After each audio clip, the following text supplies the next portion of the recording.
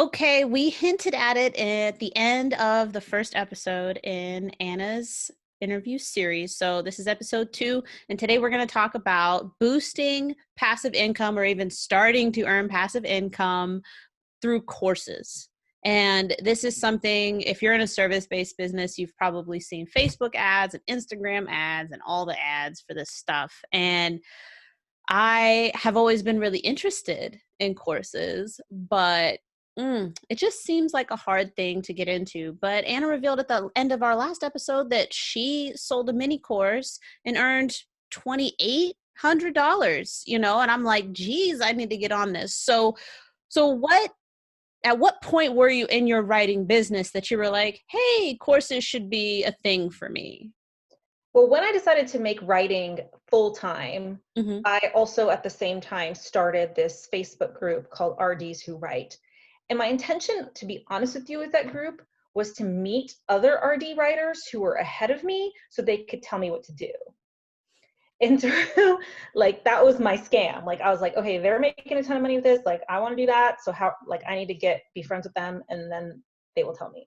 Mm-hmm. So what ended up happening over the last like 3 years that I've had the group is I became the expert because I was growing my business. Like, I was doing many things to grow my business.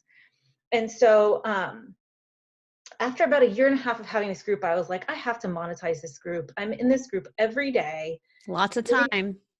giving people free information, talking about this, talking about that. Like, they get everything from me. So I dipped my toe in with a $27 ebook. Mm-hmm. And on the first day, I made $1,200. They were like dying for something from me. Like, I just remember watching Bravo like at lunchtime, and just my PayPal kept dinging, ding, ding, ding, ding, ding, ding, ding, ding, like just come like Vegas style. I think that might even be better than Vegas because it's like drawn out. Right. Yeah, it was just like kept coming in. Like, I was like, oh my gosh. So I think that they were just very grateful for all the free information that I had provided for all that time. And, they ate it up. You So know now, what? I will be honest, when you build that community, and I'm saying this as a community member, right? Because I have not had that extended Vegas experience just yet. But books and like lower priced things where I can be like, hey, yeah, I can totally support you.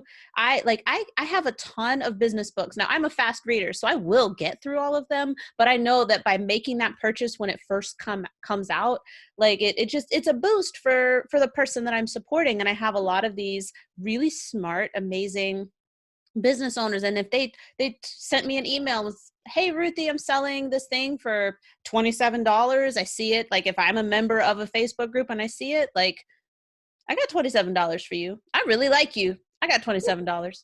yeah, So a you're lot like of, giving me a reason to spend money with you right now. a lot of people And told me they didn't even that's want to be. amazing. They didn't even want to be writers. They just were so grateful for me that they bought the book. I like that. But yeah, that's me. I'm like, okay, like this lip color, I'm like, you know what, I don't wear lipstick, but you know what, it looks good on her. I'm gonna try it. And so I bought it. There you go. Made and packaged in Baltimore. There you are. So to this day, that makes money. I mean, this month it's made me $150 already. So that That's little ebook just sits there, and just money just comes in. So people wanted more from me. They were just kind of like, oh, I need more, I need more. So I created the course maybe a year later, maybe even more than that. mm-hmm. And I pre-sold it at first to see if anybody would buy for a lower price.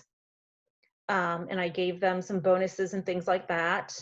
And they bought it. They ate it up. I want to say I sold 40 on the pre-sale. Wow. Um, and then I had to build it because I hadn't written a word. Right. But at least you were motivated then at that point, right? Because how easy would it have been to just been like, I'm not doing that right now. Well, I actually lost my motivation a little bit. And so then I procrastinated it. So the whole time the course was going on, I was trying to catch up on the content. Mm-hmm. But that was just my own personal fault because I was like, oh, I collected the money. Like, cool. Yeah. I But think in anyway, Jeff Walker's book, the what is it called? PLF, product launch shoot. Anyway, he's got a book and he's like the king of launching products or whatever. And he actually doesn't fault that method where you build it as you go, because you can actively incorporate feedback from the initial modules into the subsequent modules and make them even better as you go. So, I mean, I know you procrastinated, but you know, it's a viable method. yeah, no, I mean, it turned out great. You know, I've gotten amazing reviews from it and it was great. It was just stressful for me Sure. to be on it like the whole time. So I've launched it live twice. And I decided in March to put it as a like evergreen product where people Mm-hmm. could just buy it, and I sold zero. Like nobody wanted it. Yeah. And I think because my audience just needs like a fire under their butts a little bit. Everybody needs that. Yeah. Like I did a live interview today in my Facebook group, and I knew people had been telling me they were going to come, but it was in my Facebook group, so you'd have to join the Facebook group, right, in order to see it. And people hadn't joined. Like I had one person, and so I went and I made sure I already knew this was going to happen. I went into the Facebook event with my business page and on the LinkedIn event from my personal page, and just Mhm. reminded everybody that they're going to need to join the group to see the interview. And I think like 10 to 15 people sent requests to join the group right after I posted it, because everybody was just like, oh yeah, I'll just join right beforehand, because that's what they do. Well, you know, there's a lot going on and you forget and you're like, well, if I can buy it next week, I'll just buy it next week. Exactly. And you will. So, Like, we need these deadlines. yeah. We So, do. Like, and I do it even with stuff I want to do. I'm like, yeah. They'll send me another email reminder and I'll do it then. Like, I do want to be at that, but I'm just not going to sign up right now because I don't have to. right. So I created the mini course, which was just the 3 modules from the bigger course, and then I sold it, and that was only for 2 weeks, and that was it, and now it's gone forever. And now I pulled the main course down, and I'm going to launch it again in September with a big bang.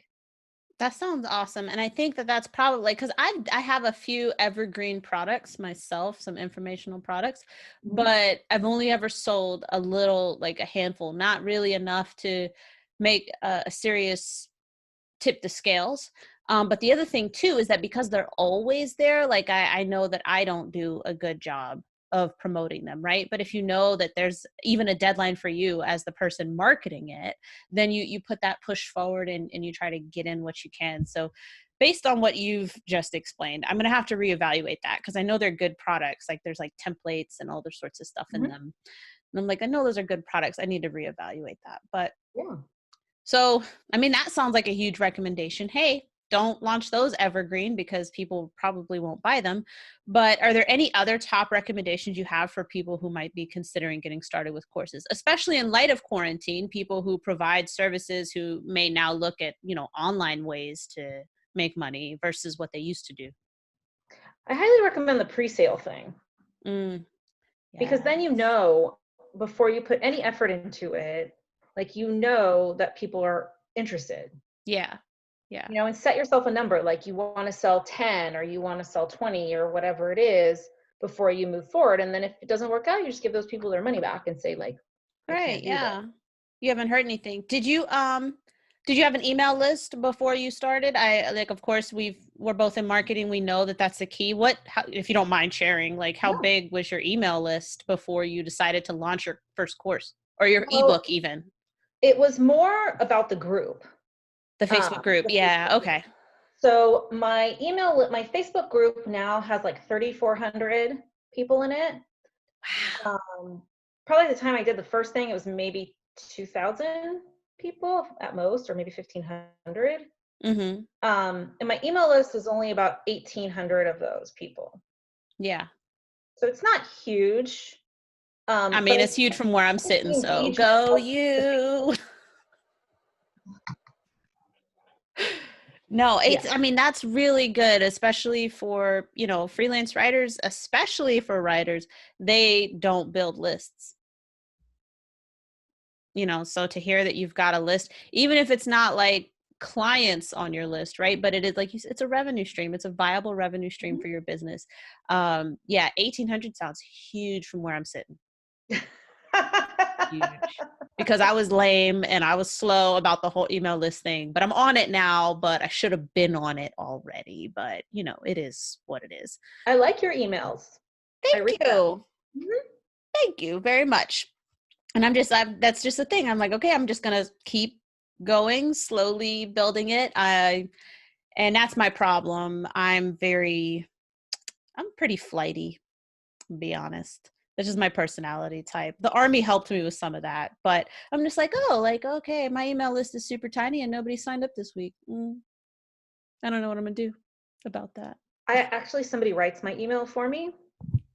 That's nice. So, because I wasn't doing it either. I haven't reached that point yet. I do get help on a variety of things thanks to my virtual assistant.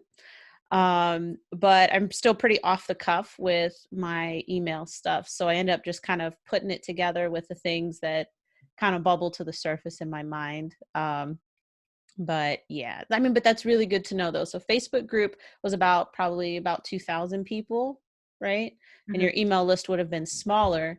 But that's really good to know. I feel like the serious business impact of Facebook is definitely in the groups now.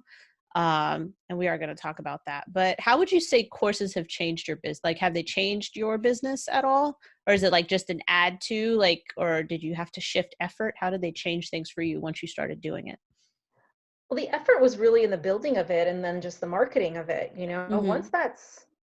Once the building is done, like it's just there and it's content that you can just pull from. So it really is just a nice place in case like the situation with the quarantine, literally could do nothing, couldn't write a word. And I still managed to bring in what I needed, to cover our expenses.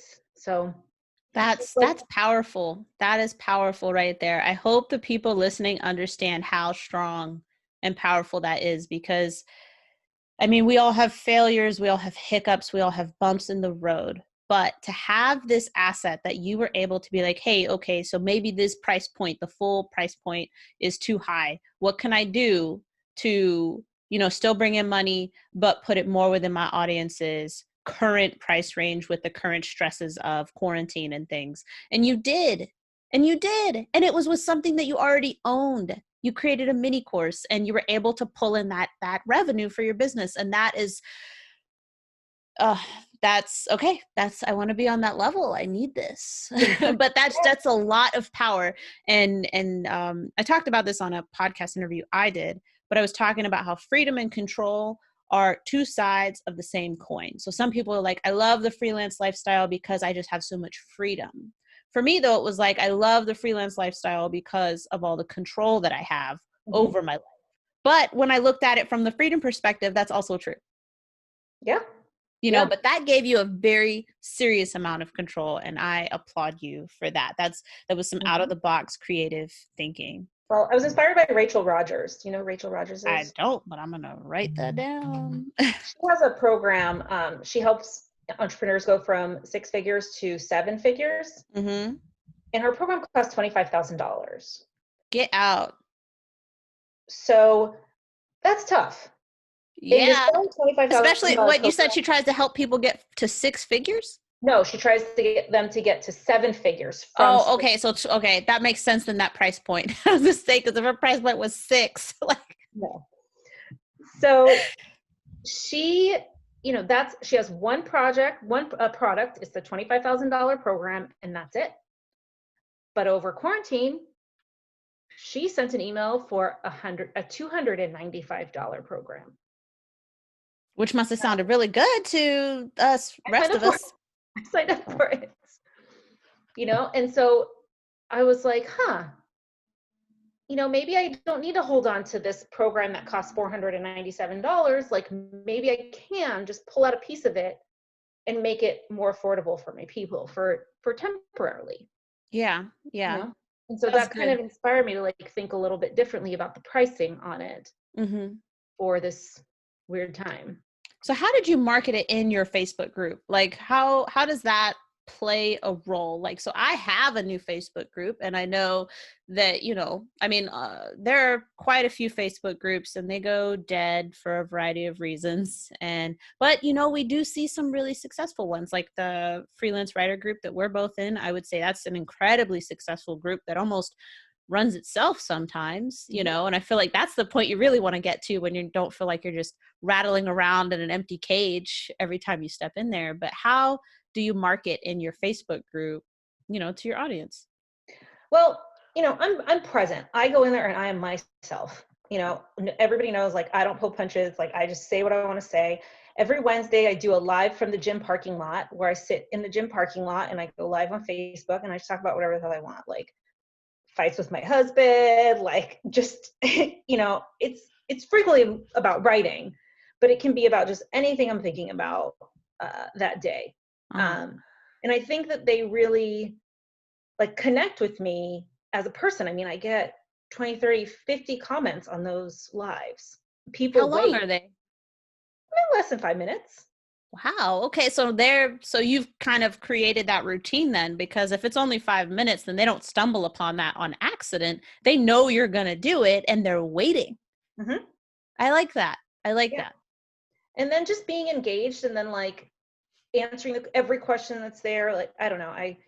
I like to be the one who knows the answers, and it's just, who I am. So I'm present. But like with the marketing of the group or of the course, it was more just teasing it like, hey, I'm working on this, every couple of days posting something, posting a screenshot of like what I'm doing or that kind of thing, and then giving them bonuses or the pre-sale so they got a lower price.